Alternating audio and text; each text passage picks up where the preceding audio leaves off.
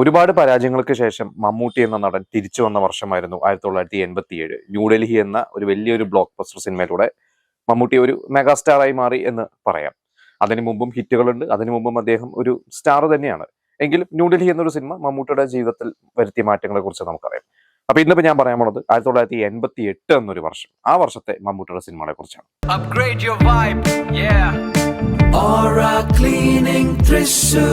88 ഒരു പ്രധാനപ്പെട്ട സിനിമ, എനിക്ക് ഏറ്റവും ഭയങ്കര ഇഷ്ടപ്പെട്ട ഒരു സിനിമയാണ്. ഞാൻ അതിനെക്കുറിച്ചാണ് ആദ്യം പറയുന്നത്. അത് മനുവങ്കിളാണ്. ഡെന്നിസ് ജോസഫ് എന്ന എഴുത്തുകാരനും സംവിധായകനും ഡെന്നിസ് ജോസഫ് സംവിധാനം ചെയ്ത സിനിമയാണ് മനുവങ്കിള്. മനുവങ്കിളിന്റെ പിന്നാമ്പുറ കഥയൊക്കെ എല്ലാവർക്കും അറിയുന്നുണ്ടാവും. KG ജോർജിന് വേണ്ടിയായിരുന്നു ഡെന്നിസ് ജോസഫ് ആ കഥ എഴുതിയത്. പിന്നീട് അത് മാറിയിട്ടാണ് ഡെന്നിസ് ജോസഫ് തന്നെ ഇത് ഡയറക്ട് ചെയ്തത്. അതിൽ മമ്മൂട്ടിയാണ് മനുവങ്കിളായിട്ട്, പക്ഷെ അതിൽ മോഹൻലാലും ഉണ്ട്, സുരേഷ് ഗോപി ഉണ്ട്. നമ്മൾ നോക്കുമ്പോൾ സീനിയർ സൂപ്പർ സ്റ്റാർ ആയിരുന്ന MG സോമൻ, തമിഴിലെ സ്റ്റാർ ആയിരുന്ന ത്യാഗരാജൻ, എല്ലാവരും കൂടിയുള്ള ഒരു കൂട്ടക്കളി തന്നെയാണ്. പക്ഷെ ശരിക്കും അതിലെ താരങ്ങൾ എന്ന് പറയുന്നത് അതിലെ ബാലതാരങ്ങൾ തന്നെയാണ്. അതിഗംഭീരമായിട്ട് സിനിമ നാഷണൽ അവാർഡ് വരെ കിട്ടിയിട്ടുള്ള ഒരു സിനിമയാണ്. ആ ഒരു സിനിമ ഒരു ഹിറ്റ് തന്നെയായിരുന്നു. ആ വർഷത്തെ ഹിറ്റുകളിൽ ഒരു പ്രധാന ഹിറ്റ് തന്നെയായിരുന്നു മനുവങ്കിൾ. അടുത്ത സിനിമ ഒരു CBI ഡയറി കുറിപ്പ്. ആ ഒരു സിനിമയെ കുറിച്ച് കൂടുതലൊന്നും ഞാൻ പറയണ്ട. K. Madhu, SN സ്വാമി, മമ്മൂട്ടി. എനിക്ക് തോന്നുന്നു K. Madhu എന്ന ഡയറക്ടറുടെ ഏറ്റവും ബെസ്റ്റ് സിനിമ ഏതാണെന്ന് ചോദിച്ചു കഴിഞ്ഞാൽ അത് 20ാം നൂറ്റാണ്ടാണോ ഒരു CBI ഡയറി കുറിപ്പാണോ? രണ്ടും രണ്ട് ജോണറിൽ പെടുന്ന സിനിമകളാണ്. നമുക്കറിയാം, ഒന്ന് അധോലോകം, മോഹൻലാലിന്റെ ഒരു ആക്ഷൻ സാധനം, ഇപ്പുറത്താണെങ്കിൽ ഒരു ഇൻവെസ്റ്റിഗേഷൻ ത്രില്ലർ രീതിയിൽ. പക്ഷെ എനിക്ക് തോന്നുന്നു ഒരു സസ്പെൻസ് മൂവി എന്നൊക്കെ പറഞ്ഞു കഴിഞ്ഞാൽ പെട്ടെന്ന് നമ്മുടെയൊക്കെ മനസ്സിലോട്ട് വരുന്ന ഒരു സേതുരാമയ്യർ, അല്ലെങ്കിൽ സേതുരാമയ്യർ എന്നാണ് കഥാപാത്രത്തിന്റെ പേര്, ഒരു CBI ഡയറി കുറിപ്പ്. അതിനുശേഷം 5 ഭാഗങ്ങൾ മുഴുവൻ, ശരിക്കും 5 ഭാഗമുണ്ട്. ഈ കഴിഞ്ഞ അതിന്റെ മുമ്പത്തെ വർഷം ഇറങ്ങിയ 2022 ഇറങ്ങിയ CBI 5 ഉൾപ്പെടെ 5 ഭാഗമുണ്ട്. പക്ഷെ എല്ലാവരുടെയും ഫേവറേറ്റ് ആദ്യത്തെ ഭാഗം തന്നെയായിരുന്നു. അതും മമ്മൂട്ടിയുടെ ആ വർഷത്തെ ഒരു വലിയൊരു ഹിറ്റ്, തമിഴ്നാട്ടിലും ഒരുപാട് കാലം ഓടിയ ഒരു സിനിമ തന്നെയായിരുന്നു. പിന്നെ അടുത്ത ഒരു സിനിമ എന്ന് പറയുന്നത് ദിനരാത്രങ്ങളാണ്. ജോഷി, ഡെന്നിസ് ജോസഫ് കൂട്ടുകെട്ട സിനിമയാണ്. പാർവതി, മുകേഷ്, അതും നല്ലൊരു സിനിമ തന്നെയായിരുന്നു. പക്ഷെ അതൊക്കെ വലിയൊരു സൂപ്പർ ഹിറ്റായി പോയ ഒരു സിനിമയല്ല. അത് ഞാൻ കുറെ കാലം മുമ്പാണ് ആ ഒരു സിനിമ ഒരിക്കൽ, അന്ന് ഡെന്നിസ് ജോസഫ് ചരിത്രമെല്ലോട് അദ്ദേഹം പറഞ്ഞത് കേട്ടിട്ട് അന്ന് ആ ഒരു സിനിമ അന്ന് കണ്ടിട്ടുണ്ട്. മമ്മൂട്ടി ഒരു ഹോസ്പിറ്റലിൽ കിടക്കുന്നു, അവിടെ സുമലത വരുന്നു. എനിക്ക് എൻ്റെ എക്സാക്ട് ഇപ്പൊ കഥ കറക്റ്റായിട്ട് ഓർമ്മയില്ല. എന്നാലും നല്ല ഒരു സിനിമ തന്നെയായിരുന്നു. അതിൽ നല്ലൊരു പാട്ടൊക്കെ ഉണ്ട്. അത് മുകേഷും പാർവതിയും കൂടിയുള്ള ഒരു സോങ് സീക്വൻസ് ഉണ്ട്.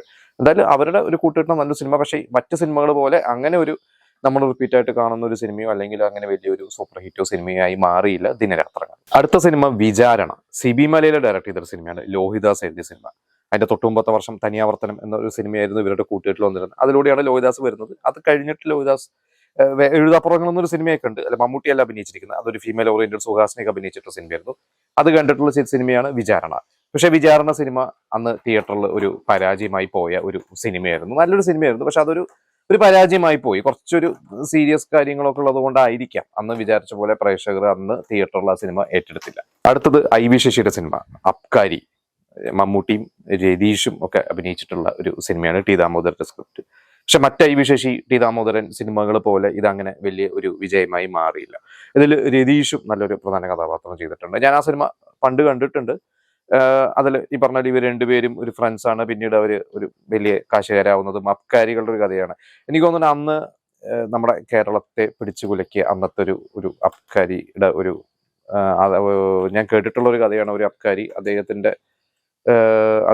അദ്ദേഹം ചെയ്ത ഏതൊരു കൊലപാതകം, അദ്ദേഹം ചെയ്തു എന്ന് ആരോപിക്കപ്പെടുന്ന ഏതോ ഒരു കൊലപാതകം, അതൊക്കെ കൂടി കണക്ട് ചെയ്തിട്ടാണ് അതിന്റെ അതിൽ ഓർമ്മ ഉണ്ടല്ലോ. അതിൽ എന്റെ ഓർമ്മയിൽ മമ്മൂട്ടി അതിൽ ഒരാളെ ബിൽഡിങ്ങിന്റെ മുകളിൽ നിന്ന് തള്ളിയിട്ട് കൊല്ലുന്നതൊക്കെ ഉണ്ട്. അത് ശരിക്കും നമ്മുടെ കേരളത്തിൽ നടന്ന ഒരു ഇൻസിഡന്റിനെ ബേസ് ചെയ്തിട്ടാണെന്നൊക്കെ പറഞ്ഞു കേട്ടിട്ടുണ്ട്. എനിക്ക് അത്രത്തോളം ശരിയാണെന്ന് അറിയില്ല.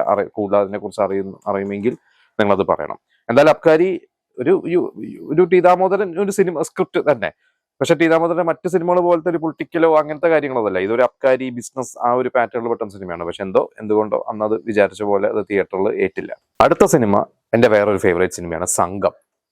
അതിൽ ജോഷി, ഡെന്നിസ് ജോസഫിന്റെ സിനിമ. എനിക്ക് തോന്നുന്നു സംഘം അല്ലെങ്കിൽ കോട്ടയം കുഞ്ഞച്ചൻ, ഇതൊക്കെ ഒരു മമ്മൂട്ടിക്ക് മാത്രം ചെയ്യാൻ പറ്റുന്ന സിനിമകളാണ്. ഒരു മറവത്തുള്ള കനവ്, ഈ ഒരു അച്ചായൻ ക്യാരക്ടേഴ്സിലെ മമ്മൂട്ടിയുടെ ഇങ്ങനത്തെ ഒരു അത് മമ്മൂട്ടിക്ക് മാത്രം ചെയ്യാൻ പറ്റുന്നതാണ്. ആ ഒരു സ്വാഗും കാര്യങ്ങളൊക്കെ. അത്തരത്തിൽ സംഘം നല്ലൊരു സിനിമയാണ്. പക്ഷെ സംഘവും എനിക്ക് തോന്നുന്നു അങ്ങനെ വലിയൊരു ബ്ലോക്ക് ബസ്റ്റർ അല്ല. കാരണം അതിന്റെ ആദ്യത്തെ പകുതിക്ക് നല്ല രസമായിട്ട് പോയിട്ട് രണ്ടാം പകുതിയും പ്രത്യേകിച്ച് അവസാനമൊക്കെ എത്തിക്കഴിയുമ്പോൾ എന്തോ പെട്ടെന്നൊന്ന് തട്ടിക്കൂട്ടി അവസാനിപ്പിച്ചു എന്നുള്ള രീതിയിൽ ഒരു അഭിപ്രായമൊക്കെ അന്ന് ഉണ്ടായിരുന്നു എന്ന് കേട്ടിട്ടുണ്ട്. ശരിയാണ്, നമ്മൾ ഇപ്പോഴും കാണുമ്പോൾ ആ തുടക്കത്തെ ഒരു സുഖം അവസാനത്തെ ഒരു അരമണിക്കൂർ എത്തിക്കഴിയുമ്പോൾ എന്തൊക്കെയോ ചില പ്രശ്നങ്ങൾ ആ സിനിമയ്ക്ക് സംഭവിച്ചിട്ടുണ്ട്. പക്ഷെ എന്തായാലും ഹിറ്റ് സിനിമ തന്നെയാണ്, നല്ലൊരു സിനിമ തന്നെയാണ്. എനിക്ക് ഭയങ്കര ഫേവറേറ്റ് ആയിട്ട് സിനിമ തന്നെയാണ് സംഘം. അടുത്ത സിനിമ KG ജോർജിന്റെ സിനിമയാണ് മറ്റൊരാൾ. എനിക്ക് തോന്നുന്നു ഈ ഒരു സിനിമയും ഒരു KG ജോർജിന്റെ മറ്റൊരു യവനിക പോലെയോ അല്ലെങ്കിൽ ഒരു ഇരകൾ പോലെയോ ഒന്നും ഇന്ന് അധികം ചർച്ച ചെയ്യുന്നത് ഞാൻ കണ്ടിട്ടില്ല. പക്ഷെ നല്ലൊരു സിനിമ തന്നെയായിരുന്നു. അതില് മമ്മൂട്ടിയും കരമന ജനാർദ്ദനൻ നായരും നല്ല റോളാണ്. ഉർവശി, സീമ, ഇവർ നല്ലൊരു സിനിമയാണ്. CB ബാലകൃഷ്ണന്റെ ഒരു കഥ, അത് KG ജോർജും CB ബാലകൃഷ്ണനും കൂടി തന്നെയാണ് സ്ക്രിപ്റ്റ് ചെയ്തിരിക്കുന്നത്. ഞാനും ആ സിനിമ ഇപ്പൊ എനിക്ക് എന്റെ കഥയും കാര്യങ്ങളൊന്നും കറക്റ്റായിട്ട് ഓർമ്മയില്ല. പക്ഷെ പണ്ട് എപ്പോഴോ ഒരിക്കൽ TV വന്നപ്പോഴോ കണ്ടിട്ടുണ്ട്. എനിക്ക് തോന്നുന്നത് യൂട്യൂബിലുണ്ട്. എനിക്ക് ഒന്നുകൂടിയും കാണണം.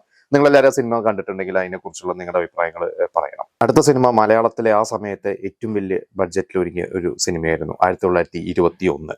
അന്ന് IV ശശി, T ദാമോദരൻ ടീമിന്റെ പടമാണ്. മൾട്ടി സ്റ്റാർ സിനിമ തന്നെയാണ്. മോഹൻലാൽ ഒഴിച്ച് ബാക്കി അന്നത്തെ പ്രമുഖ നടന്മാരെല്ലാവരും ആ ഒരു സിനിമയിൽ അഭിനയിച്ചിട്ടുണ്ട്. കാരണം ഞാൻ എവിടെയോ തമാശ രൂപേണ പണ്ട് T ദാമോദരന്റെ IV ശശിയുടെ ആ ഒരു പഴയ ഒരു ഇന്റർവ്യൂവിൽ അവരെന്നെ പറഞ്ഞിട്ടുണ്ടായിരുന്നു, ഒരു ഇതെല്ലാവരും അത് സിനിമയിൽ അഭിനയിച്ചിട്ടുണ്ട്.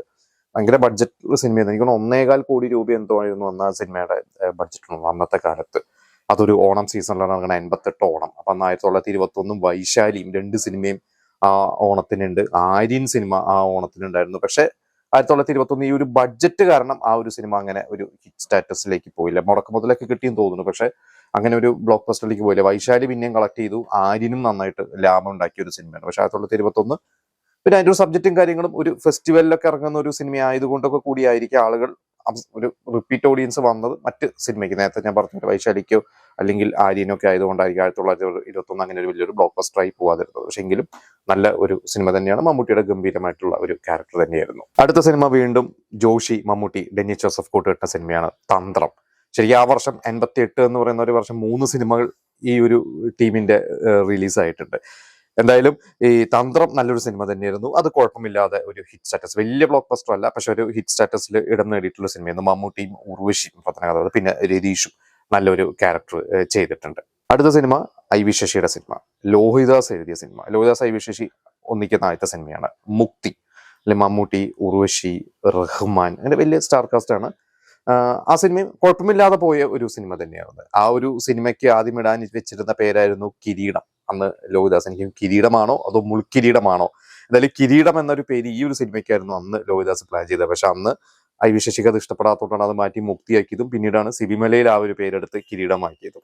എന്തായാലും അന്ന് മമ്മൂട്ടിയുടെ IV ശശിയുടെ നല്ല സിനിമകളിൽപ്പെട്ട ഒരു സിനിമ തന്നെയായിരുന്നു മുക്തി. അടുത്ത സിനിമ TS സുരേഷ് ബാബു മമ്മൂട്ടി കൂട്ടുകെട്ട്, അതായത് 89 കോട്ടയം കുഞ്ഞച്ചൻ ചെയ്ത ആ ഒരു ടീമിന്റെ സിനിമയാണ്. പക്ഷെ എനിക്ക് തോന്നുന്നു ഇന്ന് പലരും ആ സിനിമ കണ്ടിട്ടുണ്ടാവില്ല.